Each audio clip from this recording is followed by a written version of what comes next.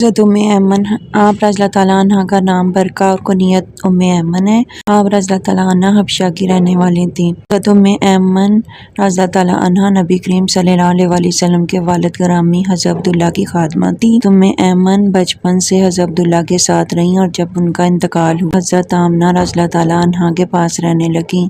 اس کے بعد دائرہ اسلام میں داخل ہونے کا شرف حاصل کیا۔ بچپن میں نبی کریم صلی اللہ علیہ وسلم کی انہوں نے ہی پرورش کی۔ حضرت ام ایمن کے شوہر کے انتقال کے بعد ان کا نکاح حضرت زید بن حارثہ سے ہوا۔ ام ایمن رضی اللہ تعالیٰ عنہا نے حبشہ کی طرف ہجرت کی۔ کے بعد مدینہ منورہ واپس آئیں تو غزوہ احد میں شرکت کی۔ اس موقع پر وہ لوگوں کو پانی پلاتی اور زخمیوں کی تیمارداری کرتی۔ غزوہ خیبر میں بھی شریک ہوئی۔ 11 ہجری میں نبی کریم صلی اللہ علیہ وسلم نے وصال فرمایا تو حضرت ام ایمن سخت مغموم تھی اور رو رہی تھیں۔ حضرت ابوبکر صدیق اور حضرت عمر فاروق رضی اللہ تعالیٰ عنہ نے سمجھا کہ رسول اللہ صلی اللہ علیہ وسلم کے لیے اللہ تعالیٰ کے پاس بہتر چیز موجود ہے۔ آنے لگی یہ خوب معلوم ہے، رونے کا سبب بھی نہیں، میں تو اس لیے رو رہی ہوں کہ اب وحی کا سلسلہ منقطع ہو گیا ہے۔ ابوبکر صدیق رضی اللہ تعالیٰ عنہ اور حضرت عمر رضی اللہ تعالیٰ عنہ پر اس جواب کا اس قدر اثر ہوا کہ وہ بھی ان کے ساتھ مل کر رونے لگے۔ آپ رضی اللہ تعالیٰ عنہ کے 2 بیٹے تھے۔ حضرت ایمن پہلے شوہر سے تھے، صحابی رسول تھے اور غزوہ خیبر میں شہید ہوئے۔ دوسرے بیٹے ان کے حضرت اسامہ رضی اللہ تعالیٰ عنہ نبی کریم صلی اللہ علیہ وسلم کے محبوب خاص نہایت جلیل القدر صحابی تھے۔ نبی کریم صلی اللہ علیہ وسلم کو ان سے بہت محبت تھی۔ حضرت ام ایمن نے نبی کریم صلی اللہ علیہ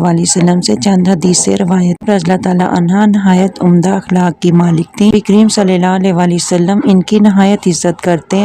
آپ فرماتے تھے ام ایمن میری ماں ہے۔ نبی کریم صلی اللہ علیہ وسلم اکثر و بیشتر ان کے مکان پر خود تشریف لے جاتے تھے۔ حضرت ام عمارہ رضی اللہ تعالیٰ عنہا تعارف۔ آپ رضی اللہ تعالیٰ عنہ کا نام نصیبہ ہے، کنیت ام عمارہ تھی۔ آپ رضی اللہ تعالیٰ عنہ کا تعلق قبیلہ بنو نجار سے تھا۔ آپ رضی اللہ تعالیٰ عنہ نے بیعت عقبہ میں شرکت کی۔ بیعت عقبہ میں 73 مرد اور 2 عورتیں شامل تھیں۔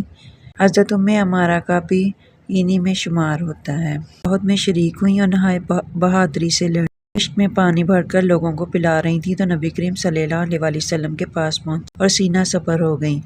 کفار جب نبی کریم صلی اللہ علیہ وسلم پر حملہ کرتے تھے تو تیر اور تلوار سے روکتی تھیں۔ نبی کریم صلی اللہ علیہ وسلم کا فرمان ہے کہ میں نے احد میں ام عمارہ کو اپنے دائیں اور بائیں لڑتے ہوئے دیکھا۔ غزوہ احد میں انہوں نے ایک کافر کو قتل کیا تھا۔ حضرت ام عمارہ رضی اللہ تعالیٰ عنہا نے بیعت رضوان، غزوہ خیبر اور فتح مکہ میں شرکت کی۔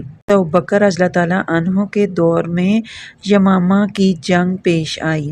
یہ جنگ مسلمہ کذاب کے خلاف لڑی گئی جو نبوت کا جھوٹا دعوے دار تھا۔ حضرت ام عمارہ رضی اللہ تعالیٰ عنہا اپنے ایک بیٹے حبیب کو لے کر حضرت خالد بن ولید رضی اللہ تعالیٰ عنہ کے ساتھ روانہ ہوئی۔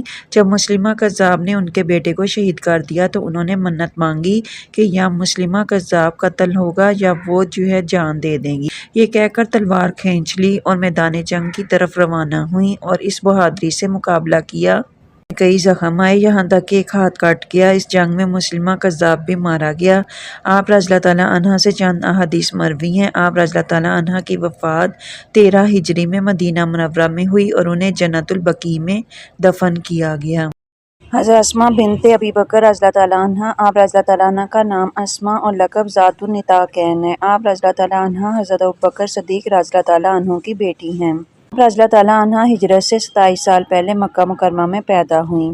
اسماء کا نکاح حضرت زبیر بن عوام سے ہوا۔ ایمان لانے والوں میں آپ کا نمبر 18واں تھا۔ نبی کریم صلی اللہ علیہ وسلم نے مدینہ منورہ کی طرف ہجرت فرمائی تو حضرت ابوبکر صدیق رضی اللہ تعالیٰ عنہ رفیق سفر تھے۔ آپ خاتم النبیین دوپہر کو ان کے گھر تشریف لائے اور ہجرت کا خیال ظاہر کیا۔ حضرت اسماء رضی اللہ تعالیٰ عنہا نے سفر کا سامان تیار کیا، 2 دن کا کھانا ساتھ رکھا۔ نطاق کمربند جس کو عرب عورتیں کمر پر لپیٹتی ہیں، پھاڑ کر اس سے برتن کا منہ باندھا۔ یہ وہ شرف تھا جس کی وجہ سے ان کو ذات النطاقین 2 کمر بند والی کے لقب سے یاد کیا جاتا ہے۔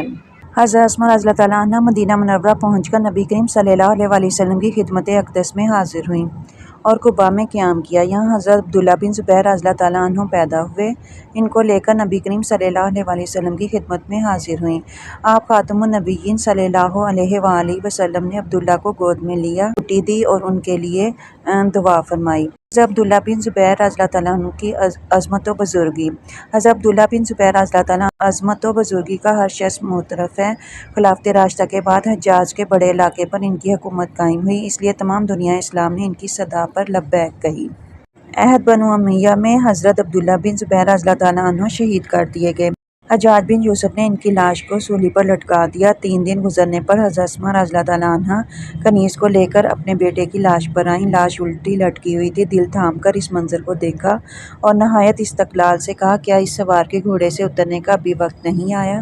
حضرت اسماء رضی اللہ تعالیٰ عنہا کے نمایاں اوصاف۔ حضرت اسماء رضی اللہ تعالیٰ عنہا نیک طبع خاتون تھی، حق گوئی ان کا شعار تھا۔ صابرہ تھی۔ حجاج بن یوسف جیسے ظالم اور جابر کے سامنے وہ حق گوئی سے کام لیتی تھیں۔ حضرت عبداللہ بن زبیر رضی اللہ تعالیٰ عنہ کی شہادت ایک ماں کے لیے قیامت تھی، لیکن اس میں انہوں نے جس عزم و ہمت، صبر و تحمل اور استقلال سے کام لیا، اس کی مثال تاریخ میں بہت کم ملتی ہے۔ درجہ خوددار، باہمت، تواضع و انکسار کی پیکر تھیں۔ حضرت اسماء رضی اللہ تعالیٰ عنہا نے نبی کریم صلی اللہ علیہ وآلہ وسلم سے 56 احادیث روایت کی ہیں۔ حضرت اسماء رضی اللہ تعالیٰ عنہا نے 73 ہجری میں وفات پائی اور آپ کی عمر قریباً 100 سال تھی۔